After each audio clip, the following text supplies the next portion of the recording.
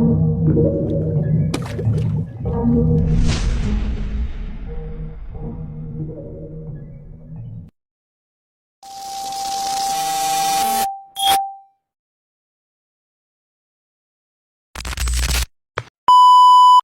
assalamualaikum warahmatullahi wabarakatuh.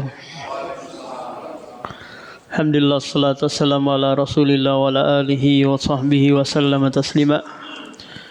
Pada pertemuan sebelumnya kita sudah membahas panjang lebar tentang wakaf, di mana wakaf ini Pak masuk di dalam sedekah.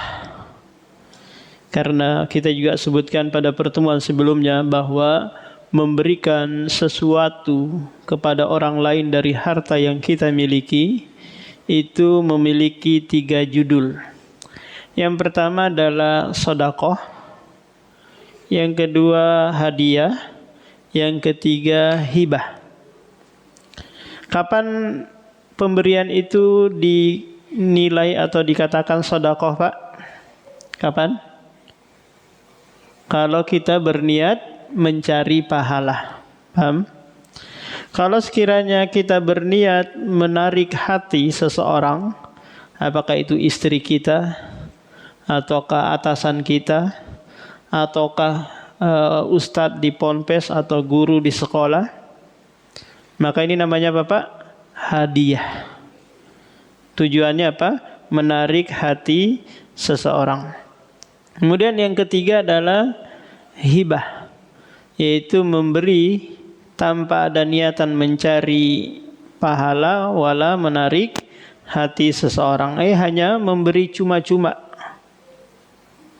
Nah, kita di Indonesia kadang sedekah kita sebut apa, Pak? Hadiah, hibah. Kadang sedekah kita sebut dengan hadiah. Tergantung kembali kemana, Pak? Ke niat. Kalau istri kita marah-marah, kok piring terbang di rumah, ini kursi apa-apa kok, coba kita belikan emas antam 1 kilo. Untuk apa, Pak? Untuk membuat dia diam, tenang. Apa ini, Pak? Pemberiannya ini namanya? Hadiah atau sedekah? Hadiah. Untuk apa? Untuk membuat dia diam. Biasanya diam itu, Pak, coba aja praktekin. Kalau istri kok di rumah ini marah-marah terus, berarti kurang servis ini. Kurang apa? Kurang hadiah. Nah, dalam pembahasan wakaf kemarin, harta yang kita berikan itu masuk di dalam sedekah jariyah. An Ibnu Umar qala asaba Umar ardon bi Khaybar. Abdullah bin Umar menceritakan bahwa ayahnya Umar bin Khattab mendapatkan bagian tanah di Khaybar. Kita tahu, Pak, bahwa Khaybar itu adalah kampung yang dihuni oleh orang-orang Yahudi, di mana orang Yahudi ini tahu bahwa Nabi terakhir akan muncul di daerah Madinah. Akhirnya apa? Mereka bermukim di sana. Setelah Rasulullah hijrah ke Madinah, Pak, Rasulullah membuat perjanjian dengan orang-orang Yahudi yang ada di Madinah. Ada Bani Nadir, ada Bani Quraidah, ada Bani Qainaqah. Ini kabilah-kabilah orang Yahudi. Membuat perjanjian tidak boleh saling memerangi. Kalau ada musuh dari luar, maka saling tolong-menolong kita untuk memerangi musuh tersebut. Ternyata orang-orang Yahudi ini berkhianat, membantu orang-orang musyrik menyerang kaum muslimin di Madinah. Nah, akhirnya apa, Pak? Rasulullah memerangi mereka, orang Yahudi yang berada di Khaybar. Lantas mereka kalah dan kampung mereka menjadi ghanimah, harta rampasan perang yang dibagi-bagi kepada pasukan kaum muslimin. Nah, Umar ikut perang juga dapat bagian. Rasulullah juga ikut dapat juga bagian. Nah, karena orang Yahudi ini tahu bahwa kampung ini kampung yang subur, akhirnya apa? Mereka mengusulkan kepada Rasulullah agar diberi kesempatan mengelola tanah tersebut. Cuma nanti sistem apa Pak? Sistem bagi hasil. Tanah-tanah milik kaum muslimin, hasilnya nanti dibagi dua. Nah, cuma Umar bermusyawarah ini kepada Rasulullah, apa yang seharusnya aku lakukan terhadap tanah tersebut. Fa'atan nabiyya yasta'miruhu fiha. Lantas dia mendatangi Nabi bermusyawarah. Faqala ya Rasulullah inni asabtu ardan bi Khaybar lam usib malan qattun huwa anfasu indi. Wahai Rasulullah, aku mendapatkan bagian tanah di Khaybar dan tidak ada harta yang paling berharga yang aku miliki kecuali itu. Maka Rasulullah berkata, in syi'ti habasta aslaha wa tasaddaqta biha. Jika engkau mau, wakafkan saja tanahnya, terus nanti hasilnya kau sedekahkan. Nah, ini arahan dari Rasulullah Pak. Apa itu? Mewakafkan tanah tersebut. Hasilnya nanti disedekahkan. Apakah itu yang muncul dari situ nanti korma, anggur, apalah gitu, itu disedekahkan. Fatasaddaqa buha Umar. Lantas Umar mensedekahkan atau mewakafkan tanah itu. Annahu la yubau asluha wa la yurasu wa la yuhabu. Nah, ini konsekuensi wakaf, Pak. Dimana kalau tanah, rumah, mobil yang sudah kita wakafkan, konsekuensinya adalah la yurasu, tidak boleh diwarisi. Paham? Ini banyak kejadian ini Pak, di mana ada orang gitu mewakafkan tanahnya untuk sekolah kah, untuk jalan kah, untuk ponpes kah. Tiba-tiba orang tuanya meninggal, anaknya yang kurang asam ini menjual lagi. Dia anggap ini apa? Warisan orang tuanya. Bahkan ada Pak, belum mati orang tuanya sudah apa? Sudah dia jual juga. Nah, ini konsekuensinya Pak. Tidak boleh lagi diwarisi. Karena sudah apa? Sudah tertahan. Itu milik Allah. Bukan milik siapa-siapa lagi. Ini kalau apa Pak? Kalau kita wakaf lillah. Ada biasanya wakaf untuk apa? Untuk umum. Seperti apa Pak? Kalau di lingkungan perumahan biasanya ada fasum, fasilitas umum, yang mana si pemilik lahan menyiapkan fasum yang itu tidak dimiliki oleh developer ataukah orang-orang yang ada di situ. Milik apa? Milik bersama, fasilitas bersama. Tapi ini apa Pak? Bukan wakaf lillah, tapi wakaf untuk masyarakat. Konsekuensi yang kedua adalah wala yuhabu, tidak boleh dihibahkan. Tidak boleh lagi dia berikan kepada orang lain. Paham Pak? Tidak boleh lagi dia jual.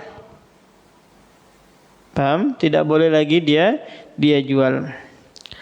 Kemudian hasil dari tanah itu fatasaddaqa biha fil fuqara.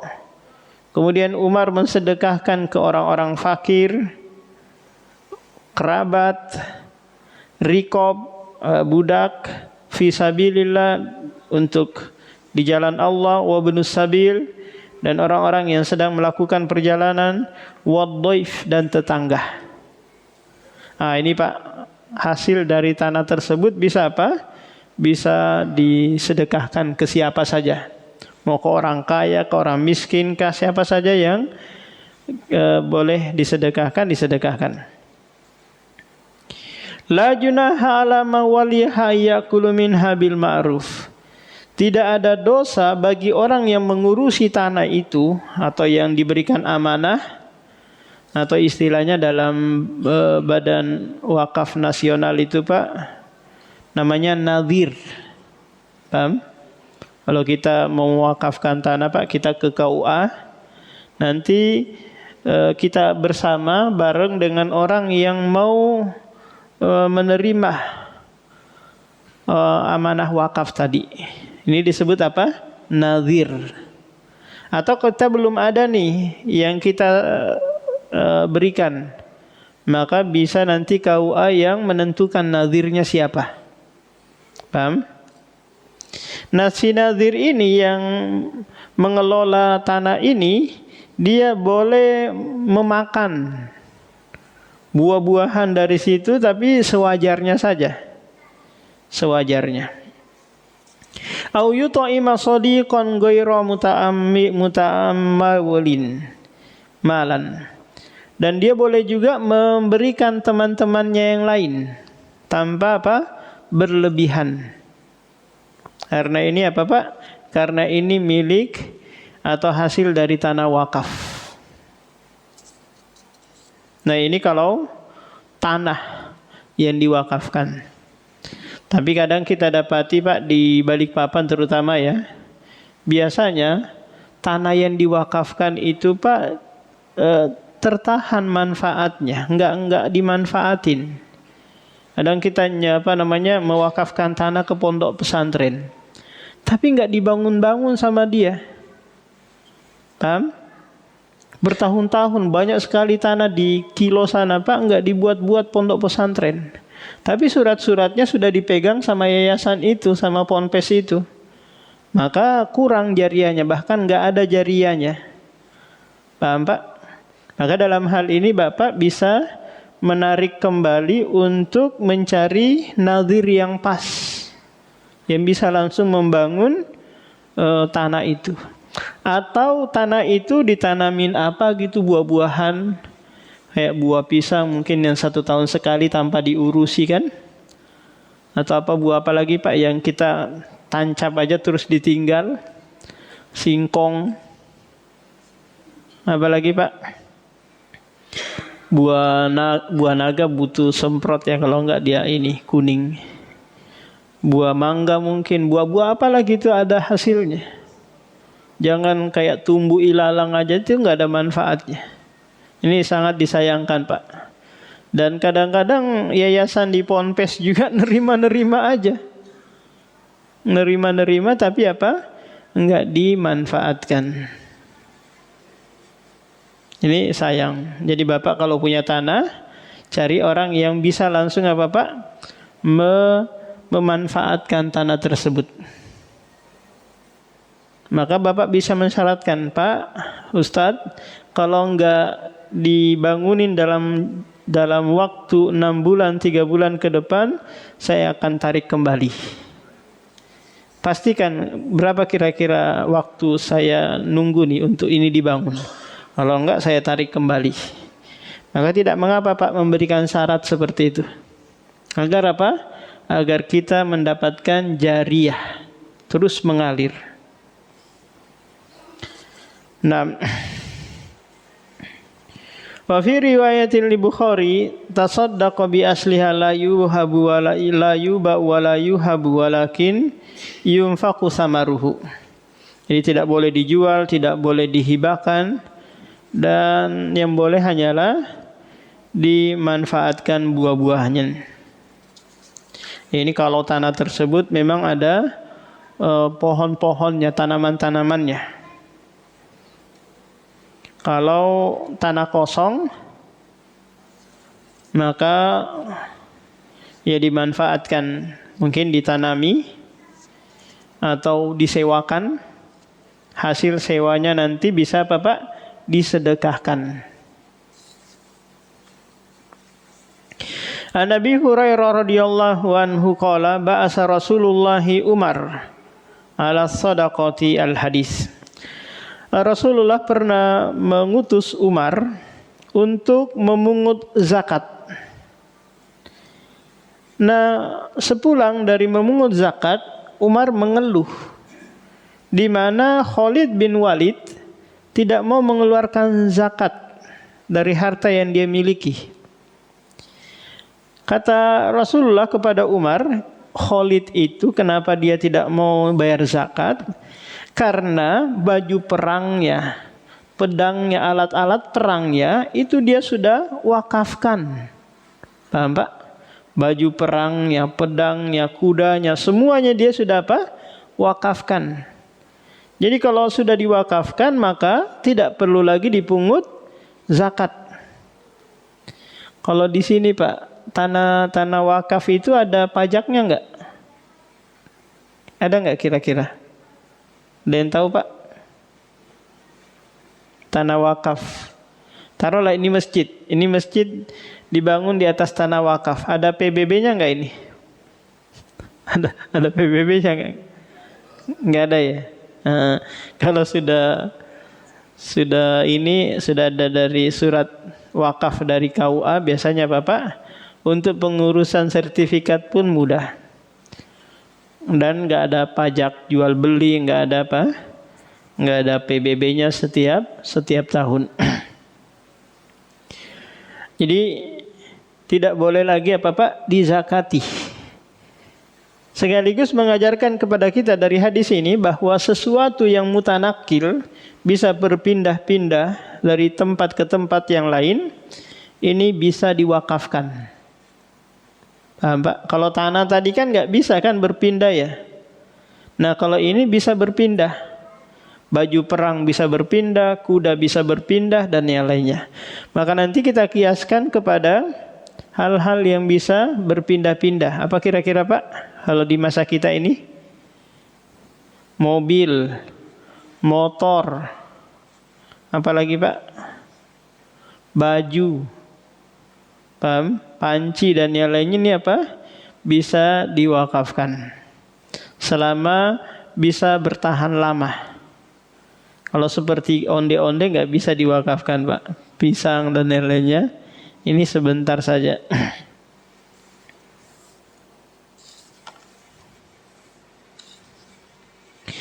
An-Nu'man bin Bashir anna abahu ata bihi Rasulullah faqala inni nahaltu ibni hadza gulaman kana li. Faqala Rasulullah akullu waladika nahlatahu misla hadza faqala la. Faqala Rasulullah farji'hu. Nu'man bin Bashir menceritakan, bapakku pernah mendatangi Rasulullah lalu berkata, sesungguhnya aku memberikan anak ini pemberian. Lantas kata Rasulullah, apakah seluruh anakmu kamu berikan juga dengan pemberian yang sama? Maka kata si ayah ini, tidak, saya khususkan aja anak ini. Maka kata Rasulullah, farji, ambil kembali pemberianmu.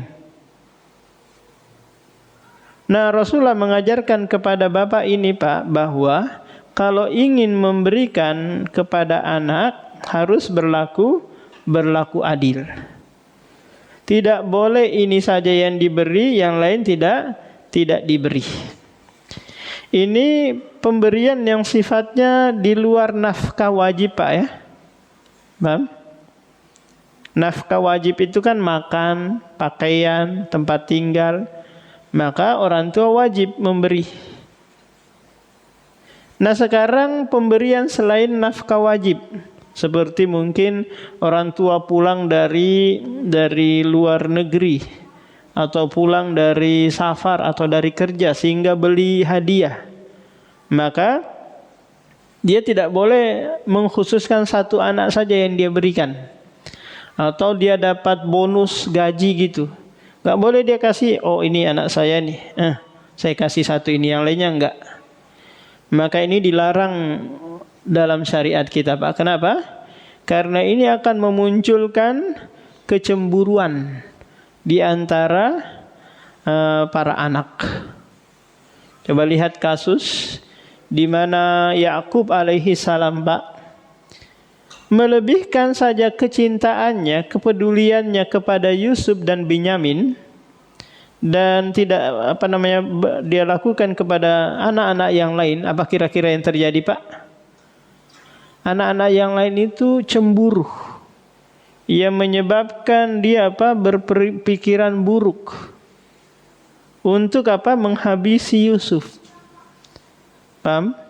Mereka bermusyawarah, gimana kalau Yusuf kita habisi? Satu lagi enggak, jangan.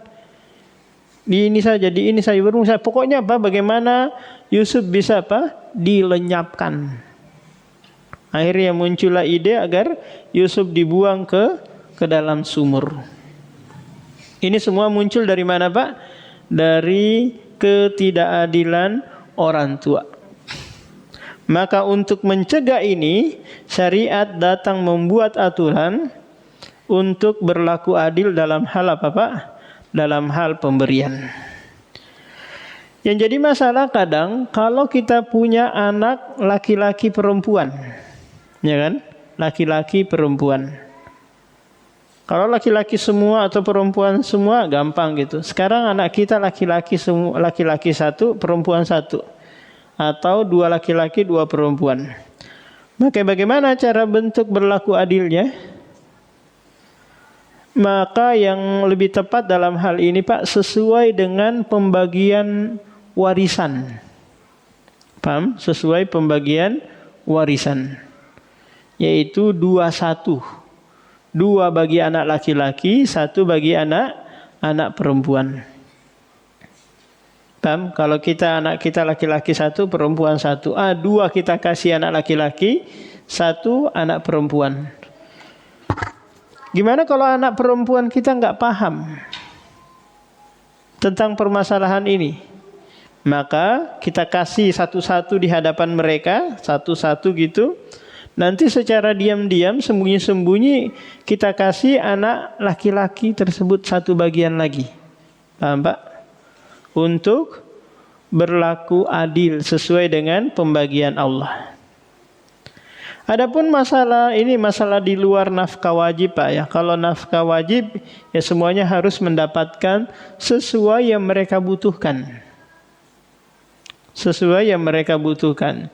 Contoh, kita punya anak, ada yang masih bayi, ada yang masih SD, ada yang sudah kuliah, ada yang sudah SMA.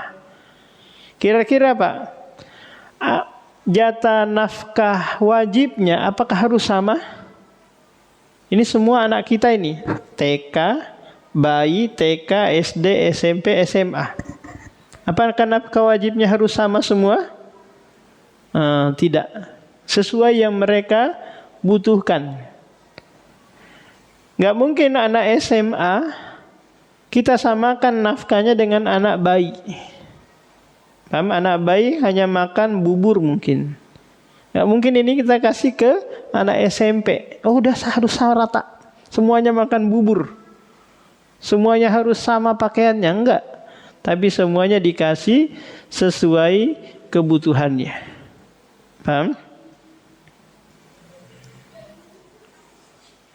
Tapi kita lagi, Pak, bahwa si ayah ini hanya berkewajiban memberikan nafkah bagi anak laki-laki sampai dia balik.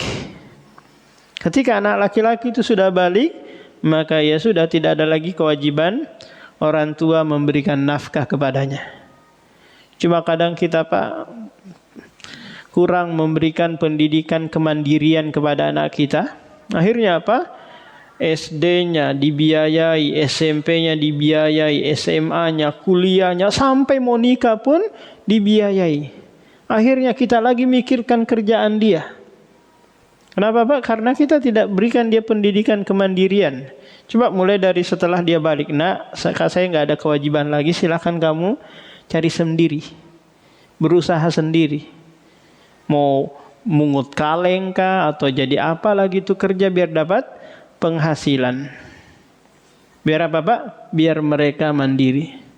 Kadang kita kasihan, masih kecil, kasihan belum. Iya, coba ini.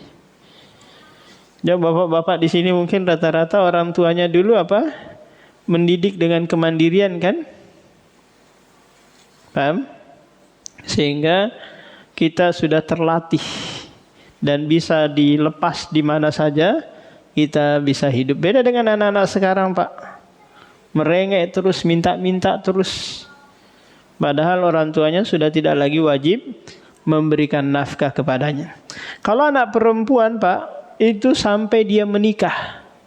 Kalau anak perempuan, paham?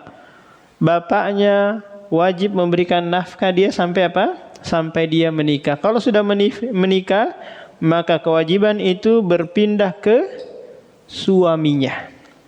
Paham? Wa fi lafdin fantalaqa abi ila nabi liyushhidahu ala sadaqati faqala afa'alta hadza biwaladi kullihim qala la qala ittaqillah wa'dilu baina auladikum. Jadi Rasulullah menyampaikan kepada bapak ini, bertakwalah kepada Allah dan berlaku adillah dalam pembagian kepada anak-anakmu. Faraja abi faraddatil kasadaqah, lalu bapakku pulang meminta kembali pemberian tadi, lalu dia berlaku adil.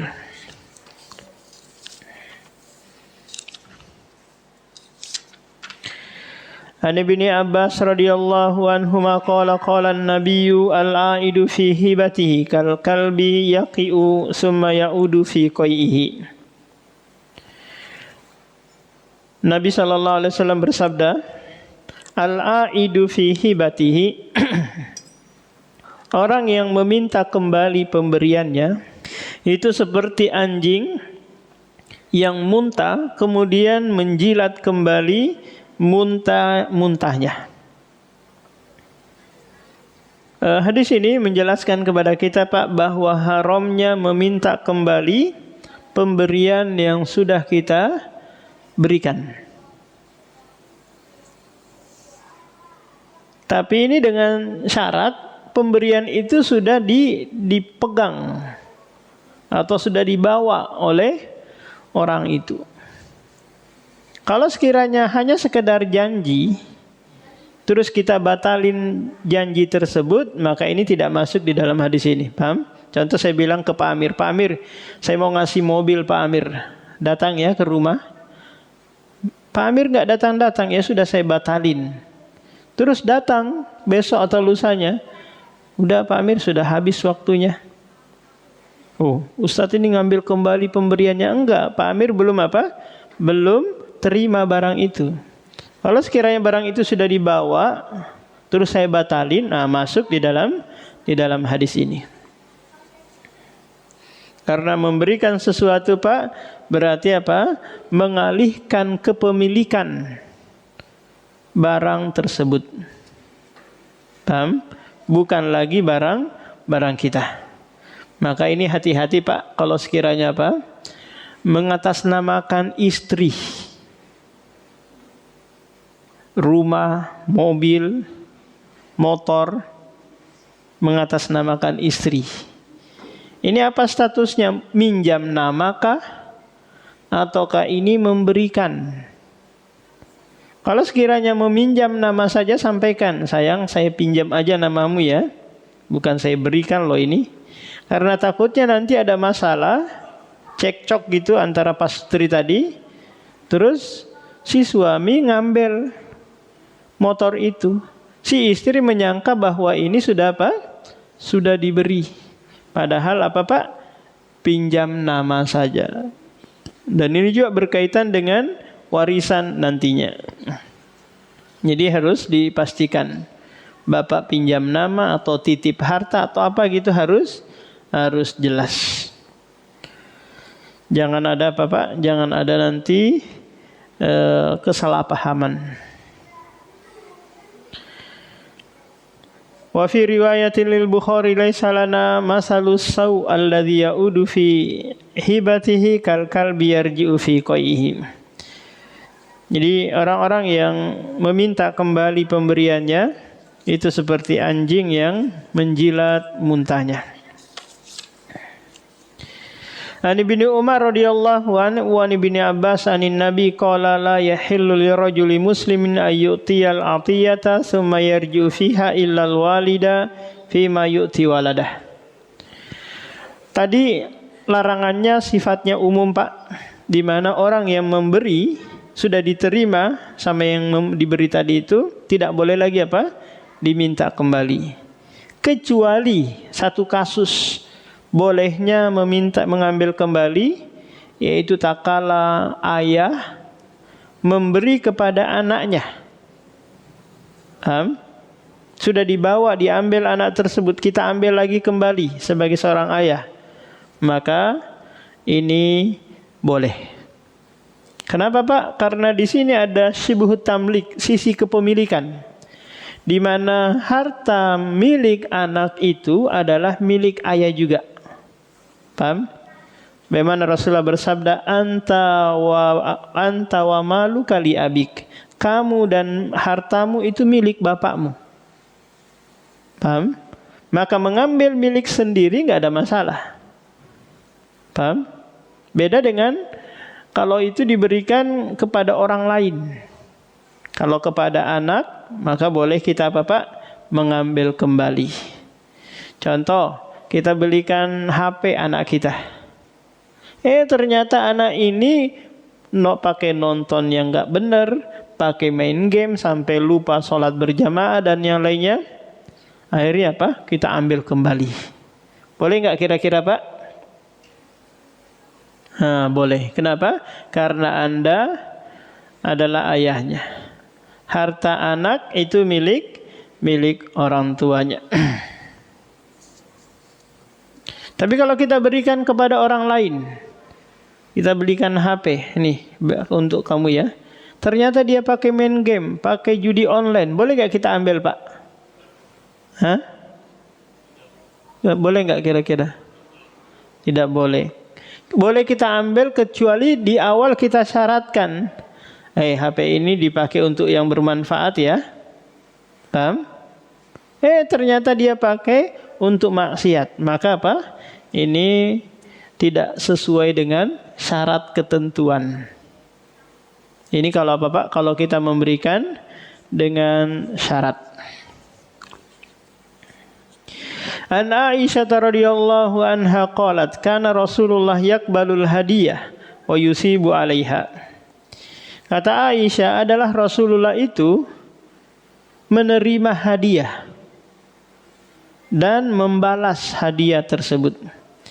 Jadi Nabi Pak dan keluarganya hanya dibolehkan menerima hadiah dan hibah. Paham? Hanya boleh bagi keluarga Nabi, apakah itu nabinya, istrinya, cucunya, anak keturunannya, hanya boleh menerima hadiah dan hibah.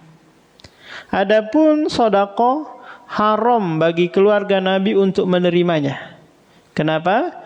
Karena sedekah itu kata Nabi adalah ausahu amwalinas, kotoran harta manusia. Pak. Maka Habib-habib yang mengaku keturunan Nabi itu tidak boleh menerima sedekah. Tidak boleh menerima Bapak sedekah. Yang dia boleh terima hanya hadiah dan hibah. Wa Ibnu Abbas qala wahaba rajulun lin nabi naqa fa asabahu 'alaiha faqala radita qala la fazadahu faqala radita qala fazadahu qala raditu qala na'am. Ada seorang Pak menghadiahkan onta kepada Nabi. Lantas Nabi membalas hadiah tersebut. Ternyata orang ini belum ridho dengan balasan Nabi tadi. Lalu Nabi menambah lagi. Kemudian Nabi bertanya, apakah engkau sudah ridho? Enggak. Ditambah lagi. Apakah engkau sudah ridho? Enggak. Ditambah lagi. Ketiga kalinya baru apa Pak? Baru dia mengatakan, iya saya sudah ridho. Nah, ini kita pernah jelaskan di awal Pak. Kalau dalam permasalahan hibah, boleh kita apa? Menunggu balasan. Menunggu balasan.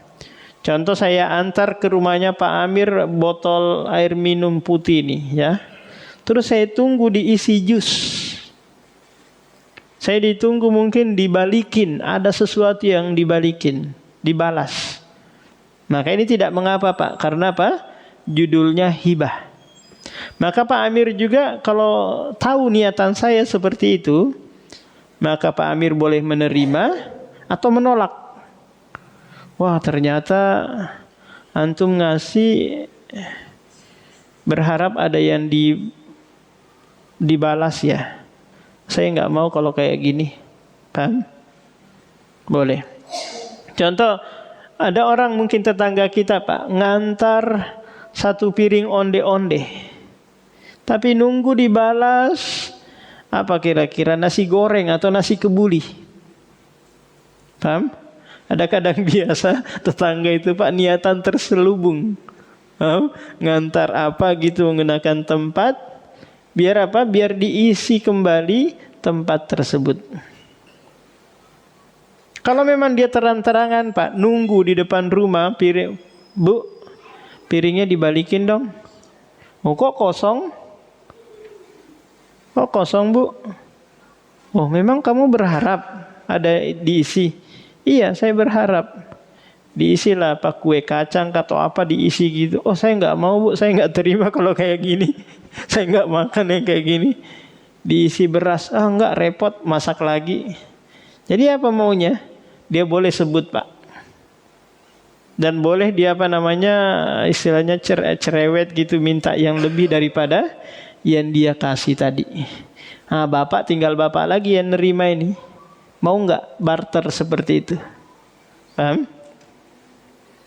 Jadi kalau permasalahan hibah, nggak mengapa nanti kalau sekiranya kita sudah beri, ternyata nggak ada dibalikin atau tidak sesuai dengan keinginan kita tadi, maka kita ambil kembali lagi. Sini piring saya sama isinya. Ternyata kamu pelit orangnya. Nah, kalau dalam permasalahan apa Pak? Hibah. Boleh niatan barter. Sebagaimana yang dilakukan sahabat ini. Ngasihnya onta tapi minta yang lebih dari itu.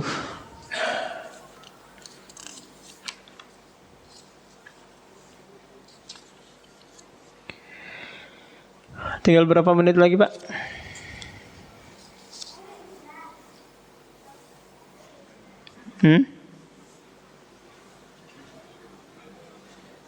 Berapa menit lagi? 7. Kita baca satu hadis lagi baru tanya jawab.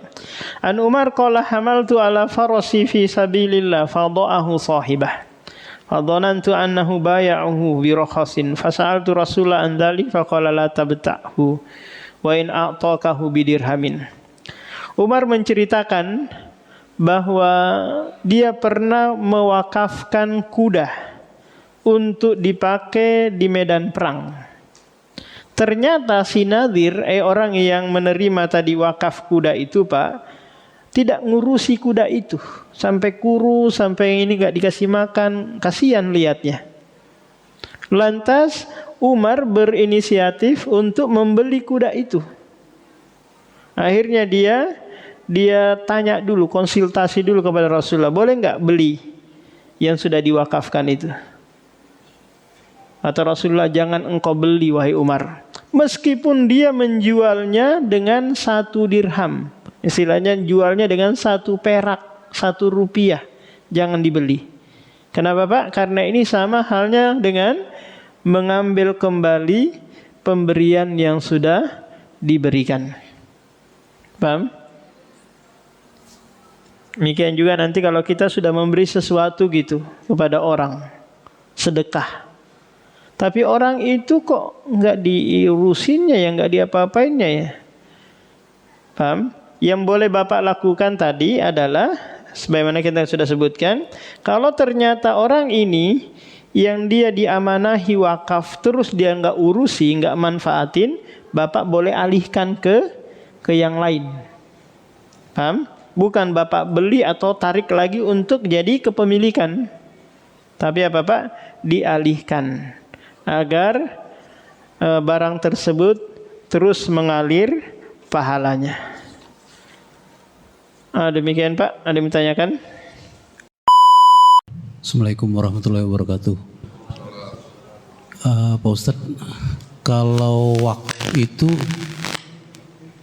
apakah ada ijab kabul atau semacam saksi atau apa yang didudukan misalnya dalam surat menyurat atau apa ya? Karena itu kan beralih dari pemilik ke yang penerima wakaf ya. Iya. Itu artinya kalau dia sertifikat, misalnya tanah ya. Kalau di dalam akta jual beli kan itu kan ada akta jual beli ya, yang kemudian dibalik nama ya. Begitu. Apakah di wakaf itu seperti tanah itu harus seperti itu supaya di kemudian hari aman. Kemudian pemilik harta yang akan diwakafkan, apakah itu harus ada persetujuan dari, misalnya kalau kita persetujuan istri, persetujuan saudara, persetujuan orang tua, supaya nanti tidak ada yang tadi terjadi anaknya tidak mengakui bahwa itu diwakafkan. Iya. Itu Pak Ustadz, makasih. Assalamualaikum warahmatullahi wabarakatuh. Tadi ada 2 pertanyaan. Pertanyaan yang pertama tentang apakah harus ada surat-surat, ada saksi dan yang lainnya. Kalau dalam agama kita Pak, nggak mesti gitu harus ada seperti itu. Cukup mengatakan aku wakafkan ini atau aku serahkan ini untuk digunakan di jalan Allah, itu sudah jatuh wakaf, beralih kepemilikannya. Paham? Bukan lagi milik bapak. Tapi kalau sekiranya mau dikuatkan dengan surat menyurat gitu, maka dalam hal ini kita ke KUA dulu. Paham? KUA nanti di sana ada aturan mainnya Pak. Dari situ nanti akan muncul surat wakaf, sertifikat wakaf. Kemudian ini nanti bisa diteruskan ke BPN gitu untuk dibuatkan sertifikat. Semuanya gratis. Nah nanti kalau sekiranya Bapak belum ada yang ditunjuk sebagai nadhirnya yang mengelola ini, bisa badan KUA yang nunjuk siapa yang ngurusin ini, untuk menguatkan nanti tidak ada lagi masalah di belakang hari. Gitu Pak. Nanti lengkap surat wakafnya, sertifikatnya gitu. Semuanya gratis. Pertanyaan yang kedua, apakah disyaratkan harus memberitahukan kepada keluarga? Secara asal juga enggak, karena ini adalah milik Bapak. Kecuali tadi ini milik harta bersama. Paham? Di mana istri Bapak juga di situ punya andil, punya apa gitu. Maka di sini harus persetujuan, izin dan yang lainnya. Tapi kalau sekiranya mau lebih menguatkan lagi, hanya sekedar pemberitahuan gitu, agar nanti tidak salah paham di belakang hari, maka diinformasikan, nak, istriku, wahai saudara-saudaraku, ini sudah saya wakafkan, jangan kalian ganggu nantinya, gitu Pak. Kalau nggak dikasih tahu pun nggak jadi masalah, tapi dikasih tahu untuk apa? Kalau sekiranya tidak ada masalah di belakang hari. Nah gitu Pak. Yang lain.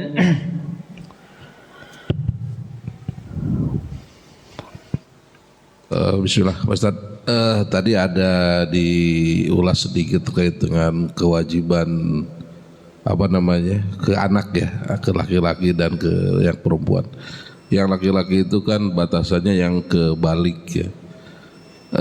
Dari balik ini kalau kita bergeser ke zaman sekarang ini kan baliknya itu semakin maju gitu ya, semakin maju gitu. Sehingga mungkin di SD pun atau SMP pun mereka sudah balik gitu, udah mimpi atau segala macam kan. Nah itu kalau di zaman sahabat seperti apa gitu kan, mungkin udah dewasa sekali gitu. Nah untuk yang zaman sekarang ini menyikapinya gimana ya gitu kan. Padahal kita sudah tahu gitu bahwa sudah balik itu harus sudah bebas gitu. Gitu Mas. Tadi kita bercerita masalah nafkah wajib Pak. Nafkah wajib itu di mana ke orang tua atau ayah wajib memberikan kepada anak tersebut sampai dia balik gitu. Adapun masa sahabat, balik mereka rata-rata di sana di umur 15 tahun. Dan ini yang masih dipakai orang-orang Arab gitu. Karena mereka jauh dari penyebab faktor anak itu cepat balik biasanya apa? Tontonan, kemudian lingkungan, kemudian makanan. Maka kalau sudah balik anak kita di umur SD mungkin kelas 6 atau kelas 5, ya sudah, ingatkan bahwa saya tidak lagi wajib. Kalaupun saya memberi, ini sedekah sifatnya. Paham? Anda, wahai anak, sifatnya numpang di sini. Orang yang numpang itu tahu diri, kalau ada yang kotor dibersihkan, macam-macam gitu. Nah, ini apa Pak? Untuk mendorong dia agar bisa ini mandiri tadinya. Paham? Untuk perbedaan ini itu karena lingkungan, faktor makanan sehingga sehingga kadang ini cepat, ada yang lambat. Kayak gitu Pak. Jadi Bapak tidak wajib bukan berarti tidak ngasih sama sekali. Bisa saja ngasih cuma sifatnya hanya sekedar sedekah atau membantu. Bukan lagi kalau ayah tidak ngasih berdosa gitu. Yang lain Pak. Kalau tidak ada kita tutup. Subhanakallahumma.